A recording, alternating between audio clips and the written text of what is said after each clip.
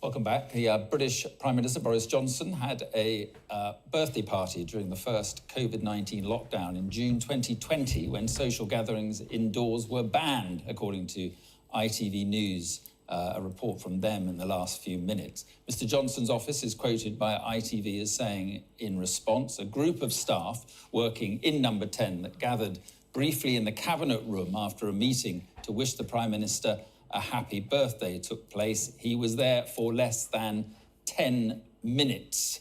That report from ITV News. Boris Johnson having a birthday party during a lockdown, apparently. Our chief political correspondent, John Craig, joins me now from Westminster. John, we're waiting to hear from Keir Starmer and his reaction to that, but tell us more about these reports.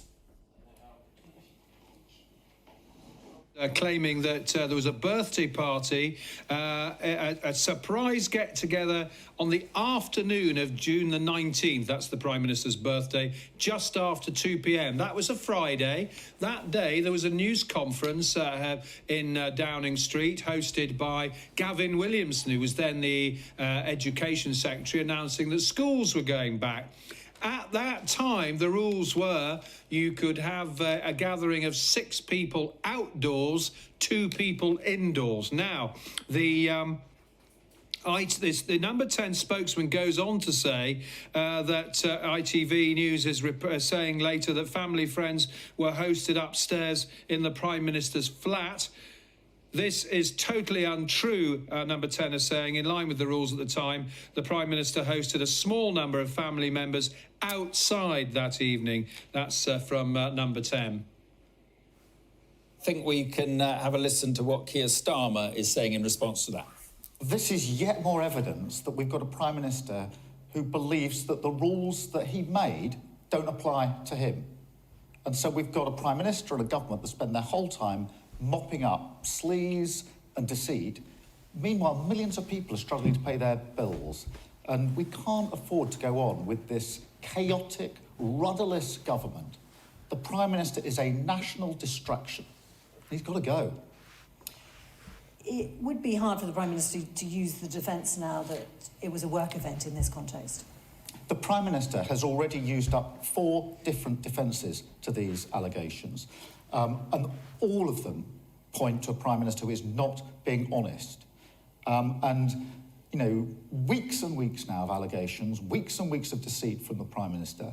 Meanwhile, millions of people struggling to pay their bills. This is chaotic. It's rudderless and he's got to go. The Prime Minister has said repeatedly previously, all guidance was followed completely in Number 10. We have followed the rules throughout. I can tell you once again, I certainly broke no rules. Do you think he has lied to Parliament? He started by saying there were no parties and all the rules were followed. Then he said, there were parties, I've just found out, and I'm furious. Then there was evidence that he'd gone to a party and he said, I didn't realise it was a party. And then last week he was on the 4th defence, which was nobody told me it was against the rules. And now these allegations mean that all of that can't possibly be true. So do I think he's being dishonest? Yes, I do. Do I think that he is a distraction when there are real issues going on in terms of energy bills, cost of living, prices going up that people are very concerned about? It's complete and utter distraction. And that's why in the national interest, he's just got to go. So many party allegations now, it's sort of almost hard to distinguish one from the other. Do you think it's possible for him to hang on even to the end of Sue Gray's report? He shouldn't hang on. I think the public have made their minds up. I think public opinion has already concluded that he broke the rules that he made and that he hasn't told the truth about it. That means he hasn't got the authority to lead the country when we're in the middle of huge challenges. And therefore, he has to go for the good of the country. Lying to Parliament always has been a resigning offence. Do you think there is enough evidence yet that that is what has happened? Well, I don't think that he has told the truth about this. I think the public don't think he's told the truth about this. Any Prime Minister who misleads Parliament should resign.